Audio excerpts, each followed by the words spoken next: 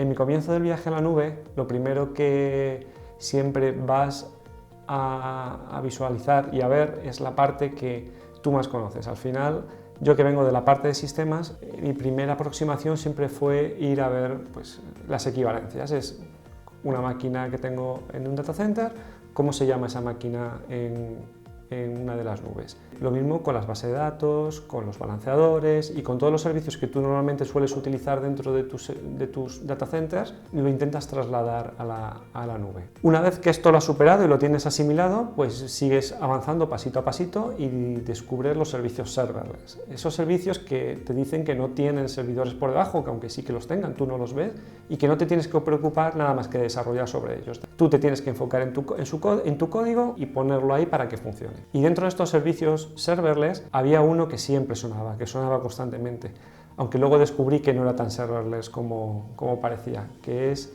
containers, y unido a la palabra containers casi siempre va la palabra Kubernetes. Así que decidí investigar sobre el tema de containers y Kubernetes. Recordemos que yo soy una persona que viene de la parte de sistemas, no tengo mucha experiencia en temas de desarrollo, y los pequeños desarrollos que yo hago y he hecho en mi vida han sido orientados a la administración de sistemas, con lo cual eso era una pequeña piedra en mi carrera hacia el conocimiento de la parte de containers y Kubernetes. Lo primero que hice fue leer y entender. Quería saber qué era un contenedor, quería saber cómo se gestionaba un contenedor, qué ventajas me daba un contenedor, para qué valía un contenedor. Y después de estudiarlo y de conocerlo, descubrí todas las funcionalidades que me podía ofrecer esta nueva tecnología. Bueno, así que lo primero que hice fue elegir una nube, y como yo en ese momento me sentía mucho más cómodo con la nube de Google, decidí probar Kubernetes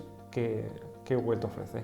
Lo que vi principalmente es que hay un servicio que se llama GKE. Yo cuando saqué la certificación de arquitecto es un tema que se pasa bastante por alto, no había trabajado mucho con ello, pero a la hora de investigar vi que ahí estaba la solución a todos mis problemas. Había leído que montar un clúster de Kubernetes era complicado, que requería un expertise bastante alto, no lo veía lo suficientemente ágil como para ponerme con ello. Aparte, no tenía medios para poderme hacerlo, con lo cual el siguiente paso fue ir a los servicios administrados que Google proporciona, que se llaman GKE. Google Kubernetes Engine. Este servicio simplemente te permite tener un clúster de Kubernetes a golpe de clic, y en menos de 5 minutos, con una configuración muy sencilla que normalmente no te suele valer, puedes tener tu primer clúster de Kubernetes para funcionar. Así que nada, me decidí a hacer mi primer clúster de Kubernetes y efectivamente en menos de 5 minutos tenía un clúster funcionando.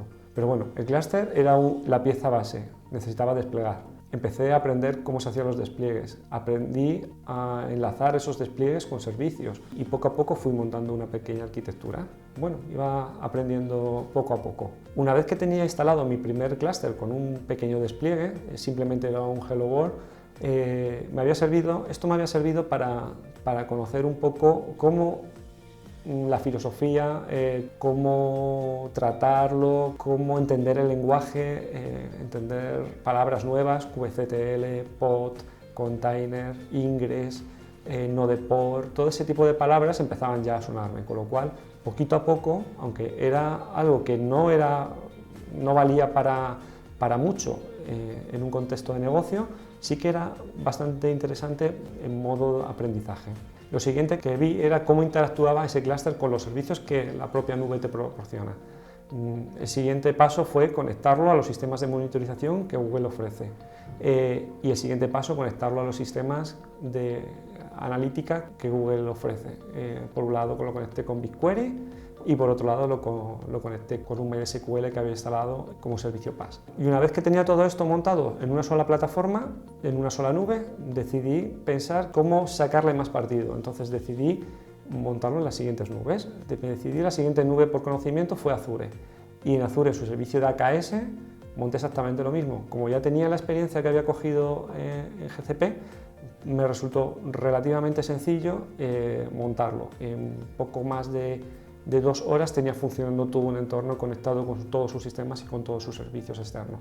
Bueno, una vez que tenía esto, quedaba demostrado que una de las propiedades que tienen los contenedores es que lo puedes desplegar en cualquier lado. No tuve que cambiar nada de código al hacer el despliegue en GCP y luego hacerlo en Azure. Todo funcionó a la primera, todo era exactamente igual, o sea, los mismos ingres, la misma manera de desplegar, era todo exactamente igual. Hasta este momento, todo mi código estaba en mi propia máquina y yo desplegaba todo automáticamente. Utilizando el comando kubectl, apply, era capaz de desplegar en la nube que yo quisiera. Una de las cosas que vi necesario y que, debido a mi trayectoria, había sufrido al tener contacto con los equipos de desarrollo, era la capacidad de que ellos pudieran desplegar automáticamente todos sus desarrollos rápidamente en las plataformas de desarrollo, integración y producción. En este momento realizaba mis despliegues manualmente, es decir, yo me iba a la plataforma de Azure, desplegaba en AKS, me iba a la plataforma de Amazon, desplegaba en EKS y me iba a la plataforma de Google y desplegaba en GKE, todo manualmente con comandos de kubectl. Necesitaba una herramienta que fuera capaz de unificar todo y que a un golpe de clic pudiera desplegar donde yo deseara. Entonces, después de analizar varias herramientas, la más completa para mi gusto fue Azure DevOps. Azure DevOps de Microsoft nos ofrecía tanto un repositorio de código donde todos los desarrolladores podían colaborar y contribuir con su código, como una serie de pipelines que se generaban permitiendo los despliegues en cualquiera de las nubes. Esto que suena muy bonito y que parece incluso increíble muchas veces, que a golpe de clic puedas desplegar en todas las nubes a la vez. Si resulta interesante, podemos generar una demo y ver cómo fácilmente podemos desplegar en todas las plataformas con solamente realizando un commit en Visual Studio. Sube el código al repositorio y del repositorio se distribuye a través de los pipelines a la nube que queramos.